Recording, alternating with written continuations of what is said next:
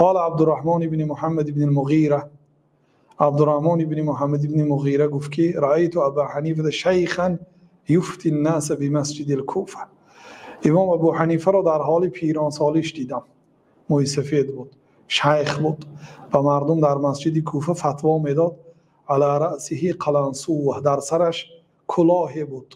قلنسوه کلاه یعنی سرپوشی که از تاقی کلانتر است، سوده سیاه بود، طویل دراز بود، یعنی رنگ تاقی پستر نبود و دراز بود. یعنی وصفی مجلسشان در شهر کوفه و وصف پیرانسالیشان و وصف سرپوششان در کتاب سیر و علم نبلا آمده است. و این چون یعنی نضر ابن محمد میگه که کان ابو حنیفه جمیل الوجه سری الثوب، ابو حنیفه رحمت الله علیه خوش چهره بود، زیبا بود. سری الثوب، لباسهای خوشرو بود، تازه بود، یعنی لباسهای فسان بود رحمت الله علیه.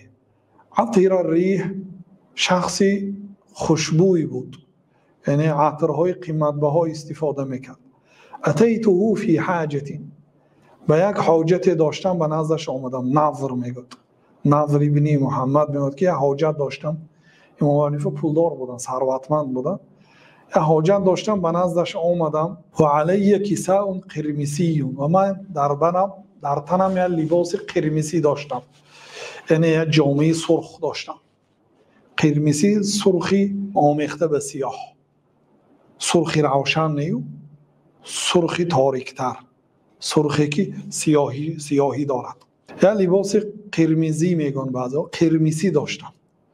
فامر به اسراج بغل، یعنی در همین حالتی رسیدم که امر کرد که خچیرش زین کرده شود، یعنی خدمتگارا داشتن خچیر زین زنید گفتن، خچیر سوار میشدن، یعنی شاید میونه نه خر و نه اسب. و قال اعطینی کساءک، و من گفت که لباست را به من ده، یعنی جامعت را به من ده. و خود کساء، جامعه مرا تو گیر، یعنی بیا گفتن جامعه تو رو من گیرم، تو جامعه مرا بگیر. ففعلت، بعد همین خیل کردم. فلما رجع قال یا ناظر خجلتنی بکسائک و هو غلیظ.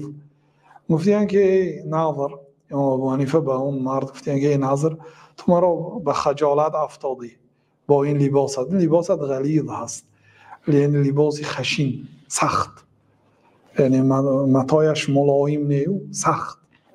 گفتن یعنی تو شخصی هستی که منو به خجالت داشتی، تو باید این خیلی لباس نپوشی. یعنی که و کنت اخذته ب5 دنانیر، حالا که من او رو به 5 دینار خریده بودم. میگه نظر 5 دینار یعنی اگر به دلار گردانیم $330 میشه تقریبا، چون یک دینار 4 گرم و 125 میلی گرم، یعنی 4 گرم زیادتر طلا. یک دینار رو 5 دینار به خریده بودم. با وجود این ابو حنیفه رحمت الله علیه گفت که یعنی چی؟ این لباست خشین از غلیظ است. و کنت اخذته ب5 دنانیر ثم اینی رأیته علیه کساء، سپس بار او را دیدم که در برش، در تنش یه لباسی داشت که قومته 30 دینارا، یعنی از خودم نرخ ماندم که تقریبا یعنی به گمانم همین 30 دینار نرخ داشت. گفتن لباس ابو حنیفه رحمت الله علیه 30 دینار یعنی که $2000 میشه. یعنی این دلیلی سخنی بالایی که ابو حنیفه آدمی بود که لباس قیمت بهای و لباس خوشروی و تازه می پوشید. این دلیل به همون که یعنی یه لباسش تقریبا نرخ ماندم 30 دینار بود، یعنی $2000 ارزش داشت. سیر و علم نبلا، در کتاب سیر علم نبلا امام ذهبی نقل کردن. اینچنین قاضی ابو یوسف وصف ابو حنیفه رحمت الله علیه را شاگردی دست راستشان، بزرگترین شاگردشان میگوید که کان ابو حنیفه ربعتا، ابو حنیفه آدمی نه قد بلند و نه قد پست بود، یعنی میان قد بود.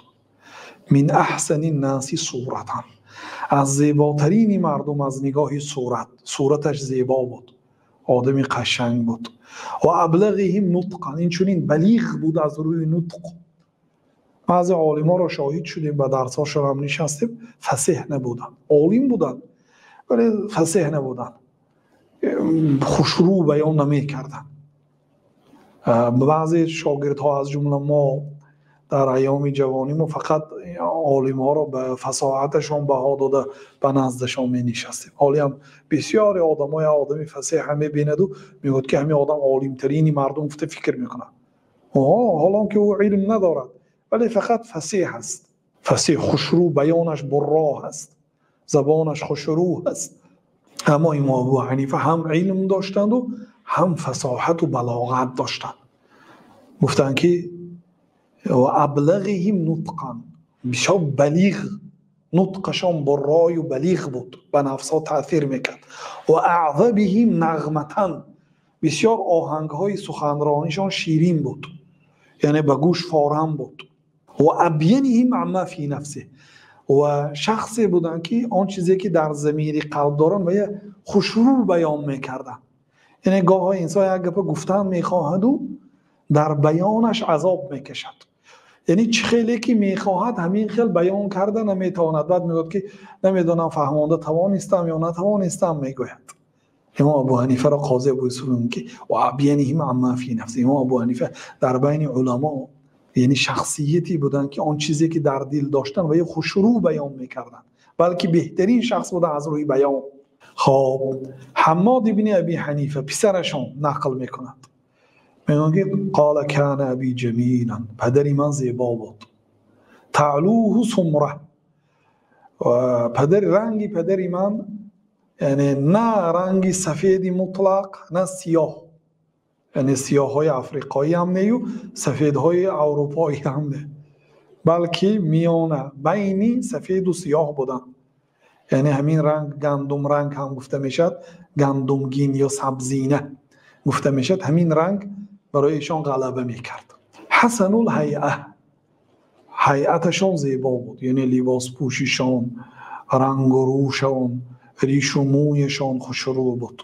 کثیر التعطر، بسیار عطر استفاده میکردند. هیوبا، صاحب هیبت بودن، آدم ها میترسید، یعنی هیبت داشتن.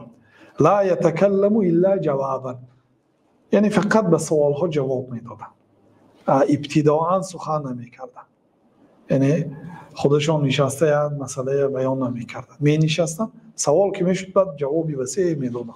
ولا یخوض رحم الله فی ما لا یعنی، اون کارهایی که برایشون فایده ندارد در اون مسئله ها خوض نمیکردن، یعنی در اون مسئله ها سخن نمیکردن. و قال ابن المبارک، عبدالله ابن مبارک رحمت الله علیه گفتن که ما رأیت رجلا اوقر فی مجلسه ولا احسن صمتا و حلما من ابی حنیفه رحمه الله. ندیدم یگان مردی که در مجلسش صاحب وقار باشد، آرام وزنین، ولا احسن صمتا، و یک شخصی را ندیدم که از او دیده صاحب صمت، صاحب حرکات زیبا و رفتار خوب، و حلما، از او دیده حلیمتر و مهربانتر به مردم ندیدم. از امام ابو حنیفه دیده، یعنی این ثنا هست.